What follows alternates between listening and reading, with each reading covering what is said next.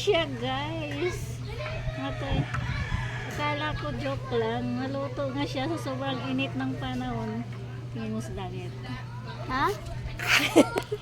Sobrang init ng panahon, guys. Naluto yung egg ko.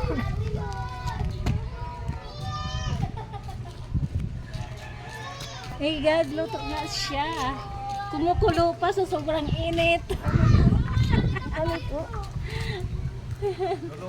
Naluto nga, ano lang. Oo, sa sobrang init, ha?